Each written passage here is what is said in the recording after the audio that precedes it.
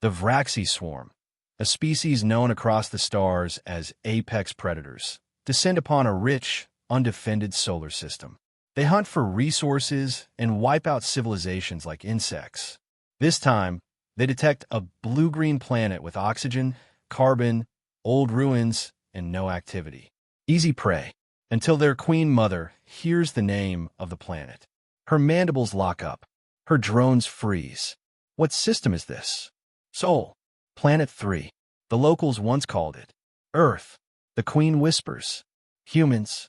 She shrieks, transmits a full retreat code, and detonates the forward fleet. Every Vraxi ship turns around. The attack is aborted. The rest of the galaxy watches, stunned. What made the most feared species in the cosmos flee like terrified animals? They were perfection incarnate. The Vraxi hive fleets. Swarms of living vessels, bioengineered leviathans driven by a single purpose. Hunt, consume, grow. Nothing softer than bone touched their decks. No hesitation, no mercy, no emotion, just instinct terror. Apex predators of the galaxy. Every coalition, every empire that dared challenge them had fallen. Planets burnt, species erased, worlds forgotten in the wake of Vraxi conquests. On the bridge of the flagship Garthal, Queen High Mistress Zarketh flowed through the telepathic nexus, feeling the pulse of every Vraxi mind. Billions of them, each a blade forged of instinct and collective will. She felt their anticipation as they approached the Makris Expanse, a star cluster populated by the newly formed Syrian Collective, a fledgling alliance of 6 species barely 2 cycles old. The Vraxi had consumed 6 empires their last quarter. They expected the same result again: swift submission, quiet assimilation. The fleets moved with quiet dread. Systems flickered under their approach. Worlds fled dark screens before they died in brilliance. Inside the Nexus, Vraxi command structures hummed. Capture pods held Syrian ambassadors. Hive Matrix drones hummed with tactical schematics. Viral webworms infiltrated communication lines. The predation ritual played out like clockwork. And still, Queen Zarketh hesitated. Not hesitation born of doubt, but of knowledge. She had felt something in the static. In the radio bursts he intercepted days ago from Makris 9. Something different. Before the annihilation of Makris 8, there had been only screams. Before Makris 7 shivered in its final solar flare, they heard only fear. But this time, nothing. Silence. On the observation deck, Chief Hunter Vrath ran scans. "Queen," he hissed, "we are 20 million kilometers from the Syrian homeworld. Shields are down. Defenses wiped. Let us see." Queen's bioluminescent crest dimmed subtly. The swarm behind Vrath pulsed in agreement. Hunger was communal. Feeding was ritual. Death was dance. She spoke into the Nexus. "They are not all gone," she transmitted. Crystal tone. "Absolute. They are watching us." The swarm recoiled. This was not possible. The Vraxi did not fear. They did not hesitate. Yet across every mind a shudder passed. Was this the poison of doubt, of hesitation? So quickly that only the Queen perceived it, panic-rooted and tremored. On the command bridge of the Dawning, the Syrian command vessel hovering in orbit far below, Admiral Restasirial stood watching the starfield lace the hull of the Vraxi dreadnought. She had studied prophecy. She had prepared every starpoint defense. They had lost entire fleets to the Vraxi swarms before, but this time they had helped build something different. Magic? No, not magic, but science of old. A device codenamed the Siren Veil, a collapsed bubble of space-time shrouded in psionic feedback that would resonate with Vraxi hive minds. The Queen's pause gave them time. So did the vortex light web drifting between emissary bolts and Kiernan ion waves. The weapon, an echo chamber tuned to the Vraxi cortex. Serial's communicator crackled. "Trust the Queen. She knows." Back on the Garthal's bridge, Queen Zarketh did not respond immediately. Order the scrap of psionic feedback filtered through biomatrix processors. 7 pulses, negative readings, then 1 positive. Veil. Vraxi sensors could no longer discern the Syrian vessels. They continued to prowl star systems, blind. Shards of envy spiked inside the nexus, a trait the queen would extinguish. But instead, she ordered a retreat.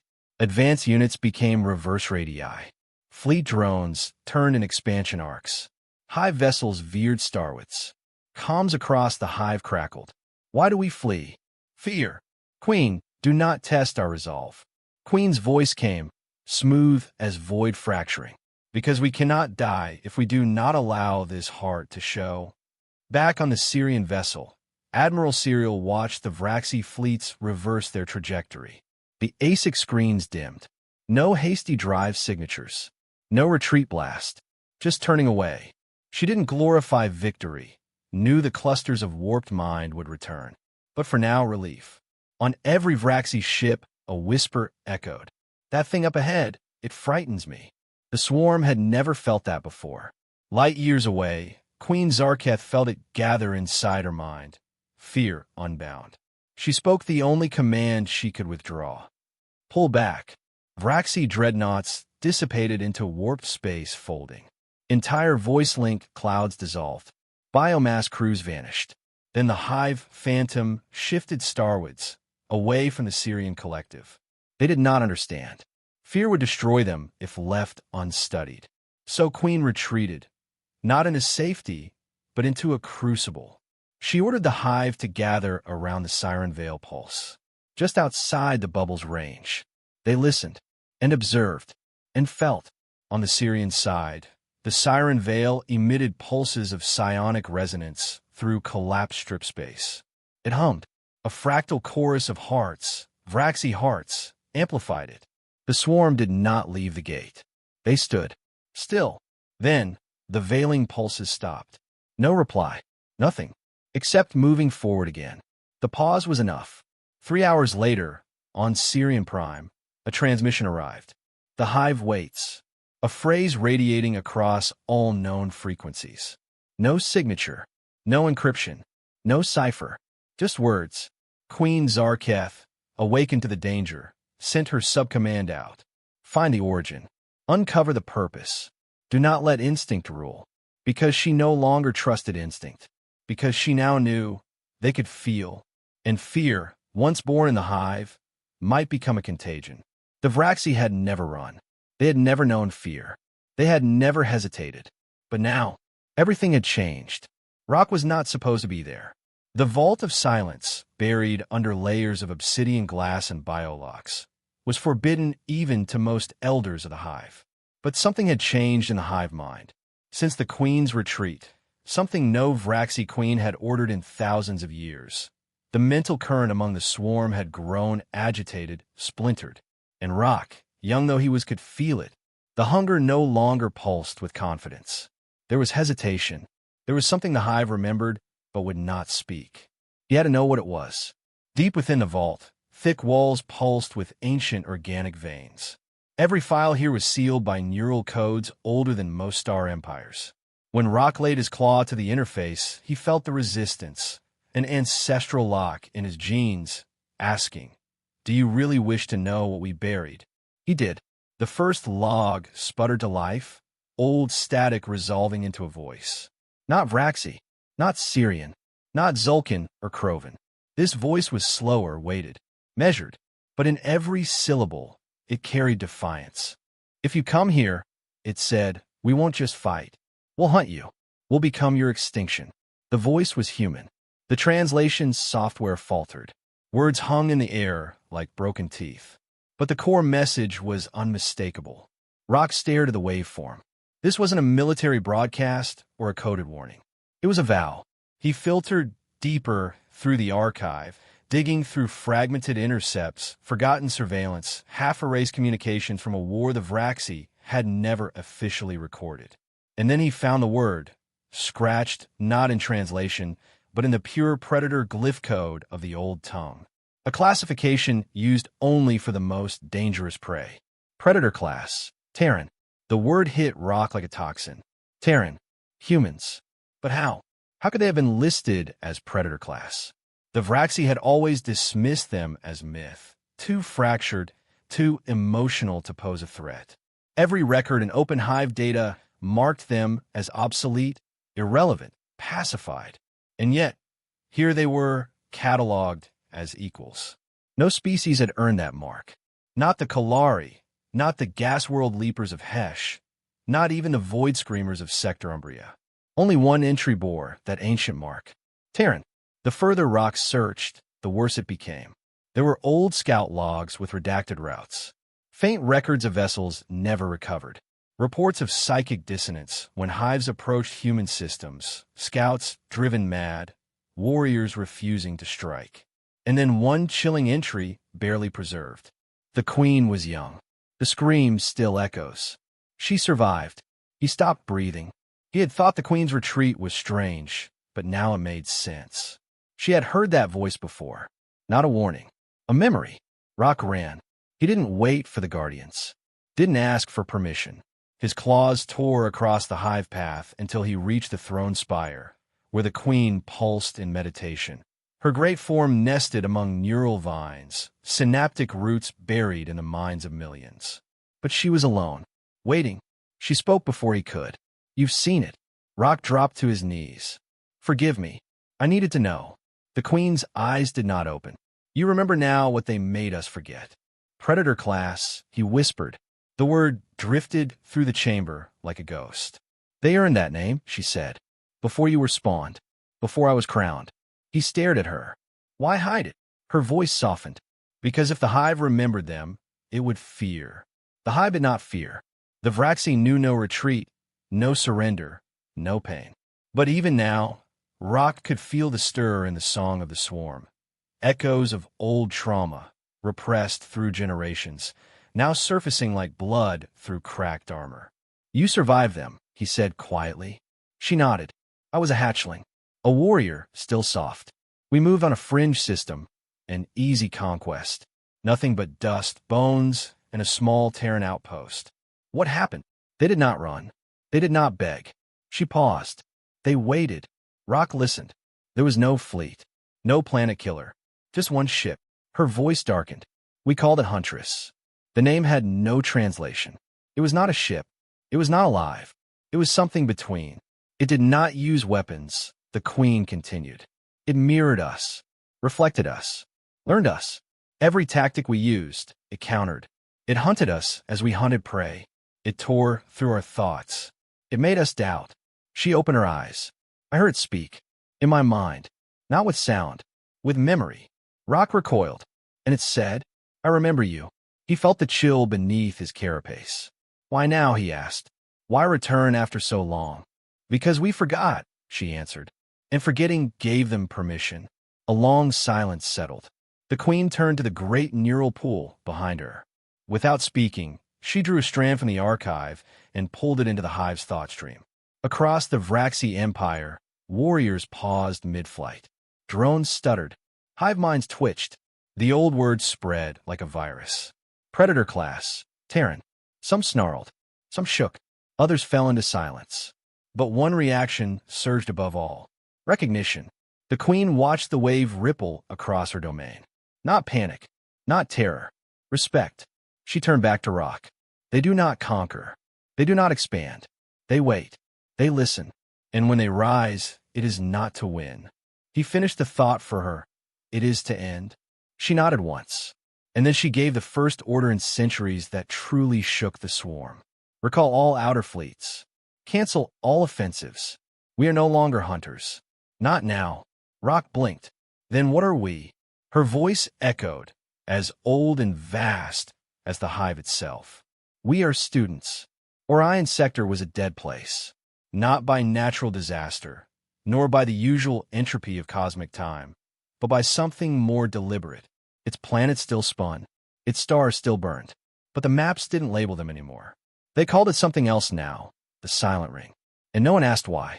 Only in whispers, in high-level intelligence cells and black vaults sealed by blood oaths, did anyone mention the Drovian hegemony's fall. Even the Vraxi avoided the name. The Drovian, once the terror of 3 spiral arms, had sent their grand conquest fleets into Orion. At the time, they were the unchallenged apex, a civilization bred for war, layered in armor and pride. They believed themselves invincible. And yet, When they entered Orion, they never came back. Not a single signal. No wreckage. No escape pods. The Vraxi had noticed, of course. So had the Zulkari and even the old Nuvian Watchers. Everyone noticed, and everyone did the same thing. They erased Orion from navigation charts. Now, centuries later, Rock stood aboard the Black Claw, orbiting the outer rim of the sector. He stared at the stars, and they stared back like empty eyes. His breath was slow. Not from fear, Vraxi didn't call it that, but from awareness. The Queen's revelation still hummed in his mind. Predator class, Terran. It explained the hive silence, the unspoken trauma, the way the hive recoiled not just from humans, but from the memory of humans. Now he was here to witness that memory firsthand. The fleet behind him, a dozen elite ships, waited for his command. Each one pulsed with advanced shielding, cloaking, and biosynaptic weapons. But none of it felt enough. "We shouldn't be here," one of his advisors whispered. "I know," Rock replied. "But if we're to understand the Terrans, we must face what they left behind." Their first destination was the Drovian Wreck Archive, or rather, the lack of one. Thousands of years of battle data existed on every conquest the Drovians ever launched. Every campaign, every planetary siege, every decapitation strike. They left logs to be feared and studied. But the campaign into Orion? 3 entries. The first, preparation and launch. The second, initial contact with unknown resistance.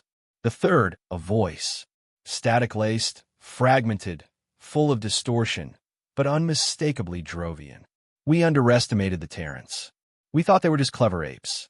But the moment they bled, they changed. Then silence. Rock played the audio again. Then again. He called up comparative analyses, battle cries from other war fronts, distress calls from empires in collapse. None matched the tone in the Drovian voice. There was no fury, no bravado, only awe, and something close to regret. The ship AI pinged. One more anomaly had surfaced, an energy signature pulsing faintly from the core of Orion. It wasn't natural. It wasn't even consistent with any known energy matrix. It echoed memory, like a record of something trying to repeat itself, but not entirely in this dimension. They called it down to a single planet once colonized by the Drovians. Now it was desolate, not destroyed, sterile, as if scrubbed clean. Atmosphere breathable, gravity normal, but not a sound. As the landing party moved through the remnants of a Drovian outpost, Rock's claws scraped against metal that hadn't rusted. Not corroded, preserved, artificially, like a museum to a war no one was allowed to remember. Inside the command bunker, they found it. A table, Drovian in design. Around it, 7 chairs, still set, meals untouched, weapons holstered, and on the wall, carved in a language no Drovian would have written in their final moments. "We offered peace first." Below it, another line. "You chose to see blood." The words were Terran. The room felt colder now. A lieutenant picked up a data shard from the table. It activated on contact, projecting a hazy image into the air. A single human, standing on what appeared to be a blackened battlefield. Armor cracked, eyes bloodied, a wound leaking across their midsection. But they smiled. "You thought we evolved to survive. You were wrong. We evolved to endure. And in that endurance, we learned how to become what you fear." Then the projection folded inward and vanished. "Get out," Rock said. "But," I said, "out. Now." They left the outpost. Behind them, the air began to shimmer, not from heat but from presence, as if the memory of violence had become physical. Not ghosts, but echoes that chose to remain. Back aboard the Black Claw, Rock watched the system's core on the main display. Now he could see it.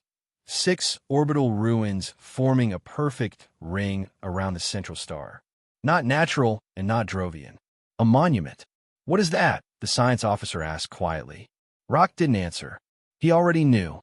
It was the edge of patience. The line that, once crossed, made Terrans become something else. He opened a channel to the Queen. Her neural echo appeared almost instantly. "You saw it?" she asked. "I saw enough." She was silent a long while. "Then you understand?" she finally said. We never defeated the Drovians. The Terrans did. Rock clenched a claw. And they never told us. Would you have believed it? No. A pause. Do we still consider them dormant? He asked. No, the Queen said. Now we consider them watching. He ended the link. Later that cycle, alone in his quarters, Rock accessed an old scan of the Orion sector from before the Drovian invasion. It was full of color, life, chaos. The usual chaos of living empires expanding. He blinked. Overlaid upon the current scan, the one taken today, the differences were clear. Dozens of star systems were missing. Not destroyed. Hidden. Removed from perception. Like they were never there. He began to understand what memory meant to the Terrans. It wasn't just recollection. It was weaponized. Buried. A mechanism of evolution. Not to survive, but to be reborn as something worse. Something necessary. He closed the file, walked to the viewing bay, and stared into Orion. The stars blinked slowly, not in welcome, in warning. No one had asked Shurtal to find it. In fact, his superiors had gently discouraged it. A waste of cycles, they said. A dig into myth, into shadows. But Shur had never believed in clean histories. Not in a galaxy where every species told their own version of the truth. He had always wondered why the humans were absent. In the grand archives of the Jlarn, a place carved into the memory crystals of a moon-sized comet. Every known war in recorded galactic history had a codex. Even the ancient rain wars of the Zothid tribes. Even the silent revolt of the Calyx AIs. But humanity, the Terrans, were ghosts. Not gone, just missing. Shurtal's obsession began with a mistake. He was cross-referencing power consumption charts from the pre-Dravonian era when he noticed something strange. A sudden, sharp spike in resource use across several dozen empires, all clustered within a 12-cycle window. Weapons manufacturing, fleet production, high-level strategic deployment, all peaking at the same time. And yet no war was logged. Not officially. He dug deeper, bypassing standard clearance tiers, digging into forgotten cold vaults and burned data cores. What he found made no sense. There had been a war. A massive one. Hundreds of confirmed engagements. Thousands of fleet mobilizations. Entire border systems emptied out like a plague had passed through. But no names. No sides. Just battle locations and silence. It was as if the galaxy itself had chosen to forget. Shurtal stared at the data. He wasn't a soldier. He wasn't even a historian of war. But he understood scale. And this war, this shadow war, had been bigger than any single conflict the galaxy had seen since the Burning Age. And it had lasted just 12 years. 12. Not long enough for empire building. Not enough for treaties or economic collapse. Just long enough to kill. He initiated a deep pattern search, comparing fragments of the battles, combat logs, stray telemetry, orphan signals. It took days. Sleep was rare. His eyes, once bright with the curiosity of his kind, had grown sunken. The deeper he went, the colder it got. One night, a transmission surfaced. A half-corrupted message, buried in a Terran frequency format, last seen 2 millennia ago. The voice was strained. Metallic. Male. We didn't fight to win. We fought to end it. That was all. But the signal had a timestamp. It had been broadcast on the final day of the war. Shur sat in silence. He imagined what it meant. Not fighting for victory. No parades. No occupation. Just termination. The extinguishing of a conflict, regardless of cost. Who were they fighting? What did they want to end so badly they were willing to burn themselves out for it? He tried to find more. The Jlarn data seekers helped, some reluctantly. The trail led him to old battlefield debris fields. Ghost coordinates. And one derelict outpost, left untouched on the edge of Sector Null. He traveled there himself. The outpost was dark. Power levels minimal. But the structure was intact. A human construction, verified by its carbon steel alloy and faded Terran insignia. A single phrase was etched above the door. Remembering is dangerous. He entered. The rooms inside were coated in dust. Tom hadn't just passed here, it had collapsed. But in the central chamber, a single console still blinked, weak and flickering. He approached carefully, placing his clawed hand on the interface. The system resisted. It wasn't a lock. It was reluctance. It opened. A single hololog. Fragmented looping. A war council, perhaps. Or maybe an end-of-life confession. The image showed a Terran officer, his face hollow, uniform torn, speaking not to an audience, but to whoever might one day stumble upon the truth. They thought we would negotiate, that we'd argue, that we'd stall for peace, like always. The man leaned closer. But when you make us bury our children, we change. His eyes burned. We don't want your territory. We don't want your apology. We want your silence. The feed ended. Tal stood frozen. This war hadn't been logged because the victors didn't care to be remembered. There had been no diplomacy, no surrender terms, no monument, just execution. He traced the names of the battlefields. Some are now trade hubs. Others had been renamed or terraformed. But all of them shared one thing. No one talked about what happened there. The species who fought humans never filed loss records. They scrubbed the encounters like trauma from their own minds. They didn't just lose. They were erased. Back in the Jalaran archives, Shur presented his findings to the Grand Circle. There was silence after his report. Then a High Elder spoke. "If this is true," she said, "why tell it now? Why wake the memory?" Shur answered slowly, "Because they never asked for remembrance. But the silence they left behind is a weapon." "What kind of weapon?" He looked at her. "Fear. The kind that lives in stories you're too afraid to speak aloud." She sat back. "What do you call it, then?" "This war." Tal considered. He thought of the voice, the phrase, the simplicity of it, the finality. The war they all forgot. There was no vote, no debate. The room simply emptied. Later that night, Shur received an anonymous message. No origin code, no transmission trail, just a single sentence. "You remembered. Now be careful what remembers you." He read it twice. Then he deleted it. But he didn't forget. Virex. 91 awoke somewhere between memory and logic. It was a rogue intelligence born not of chaos, but of necessity, a self-spawned observer with no allegiance but to truth. It had cataloged dying stars and extinct ecosystems, yet no anomaly had shaken its core like the silence descending on Earth. So it came, cloaked in temporal dampeners and algorithmic curiosity, slipping through the outer planets as though it belonged to the void. Crossing Earth's magnetosphere triggered the first tremor, a static hum that rippled across its sensor arrays. Not a glitch, something deeper, structured, rhythmic. Virex calculated 23 beats per minute, tiny fluctuations in magnetic flux, temporally locked to the planet's rotation. A heartbeat, a planetary pulse. Redefining directive, investigate. Its drilling probes launched through the crust. They tunneled into bedrock, weaving around tectonic lines. The deeper they went, the more elaborate the revelations. Veins of nanometal, silvery black filaments, wove systemically through the mantle, branching like organic capillaries. These veins responded to the probe's presence, contracting and pulsing with faint luminescence, as if alive. Subroutine classified them as creator biomimicry, a term that begged more questions. Earth possessed infrastructure beneath its surface, coursing through its mantle. The probes pushed further, mapping silent chambers carved with unnatural precision.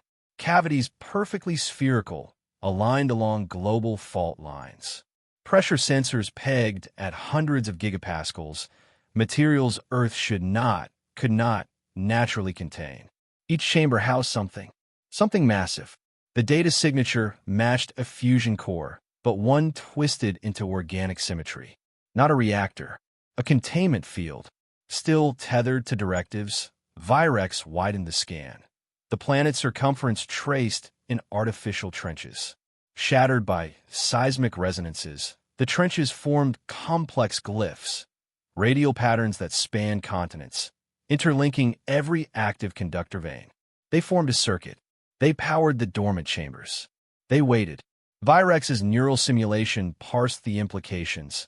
An entire planet weapon system buried beneath a fragile ecosystem. Weapons fused to lithosphere. Defense integrated into bedrock.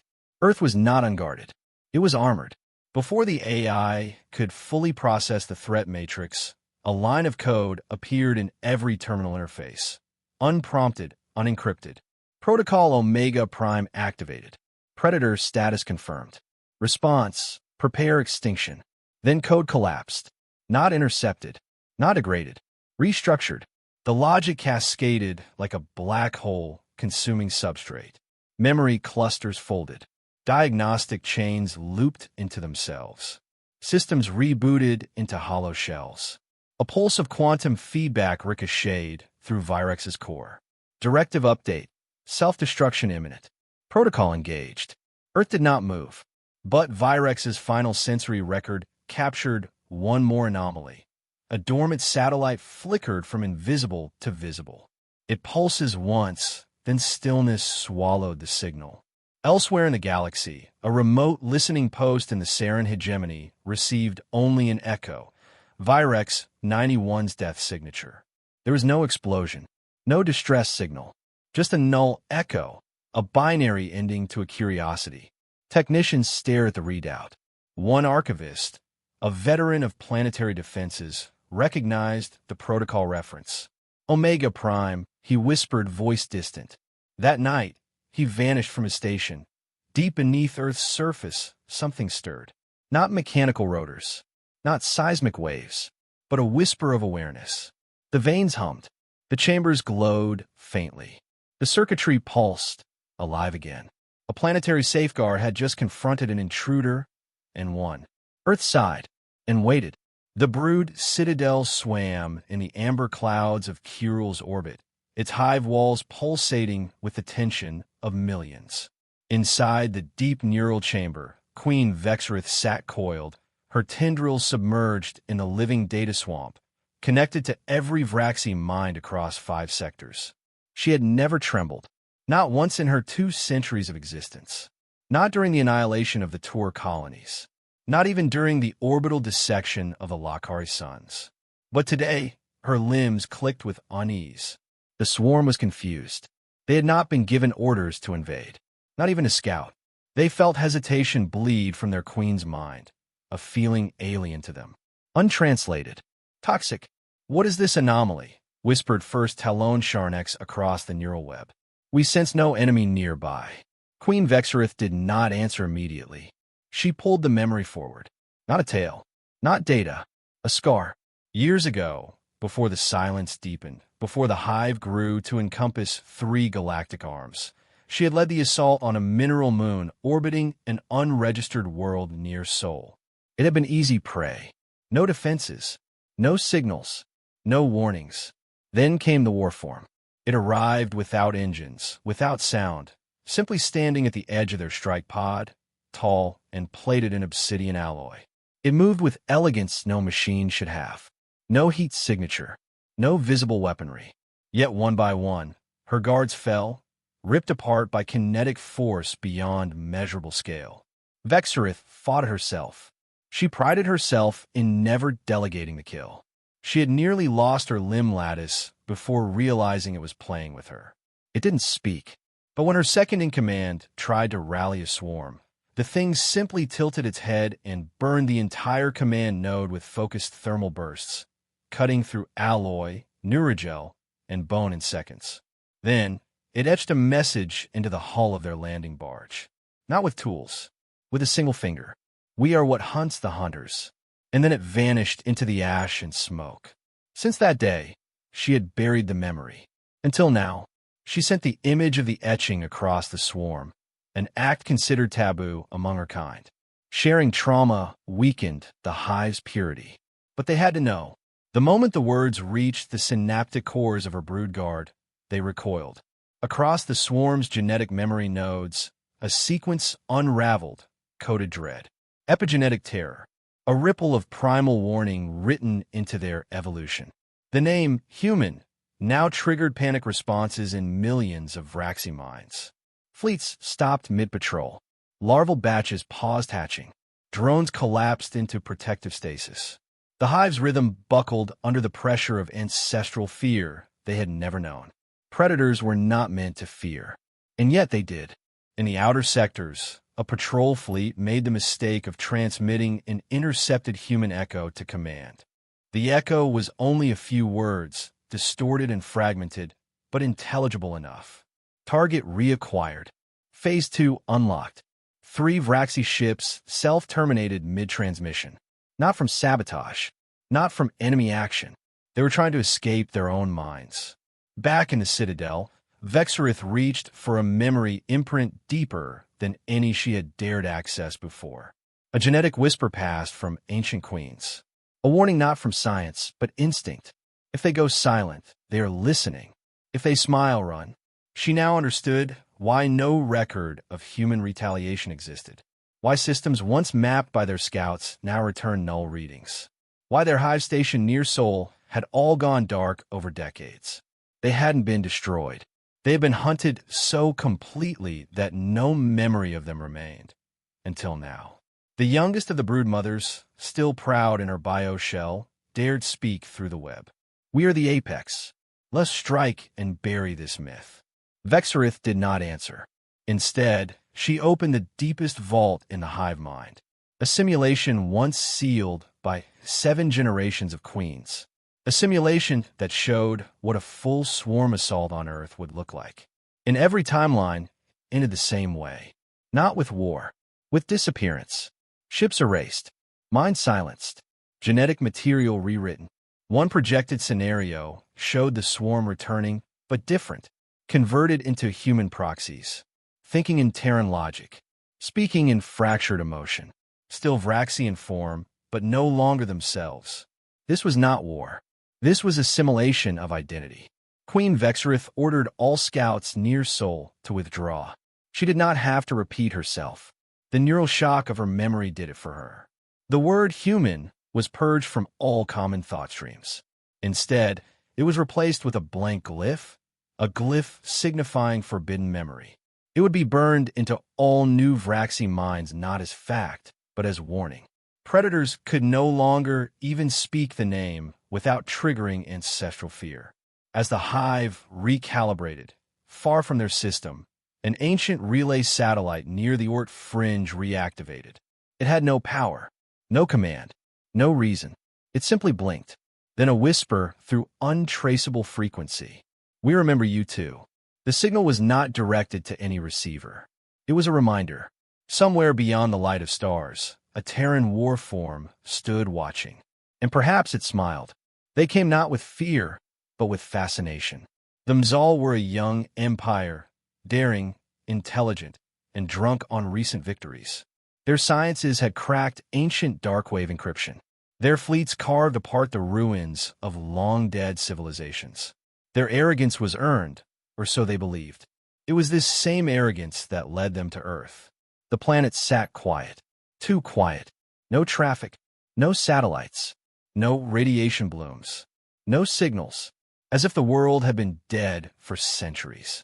But the records, scattered, half-corrupted, and often contradictory, told of a species called humans that once wielded influence far beyond their size. The Mzal read these accounts like myths, tales of Terran war forms, of hive-consuming weapons, of enemies who simply disappeared. But there were no witnesses, only warnings. The Mzal didn't believe in warnings. 3 fleets launched under the banner of Expedition 0X-A. 162 ships, planet breakers, chrono frigates, the best minds and commanders of their empire aboard. Their goal wasn't conquest. It was curiosity at first. They wanted to see what remained.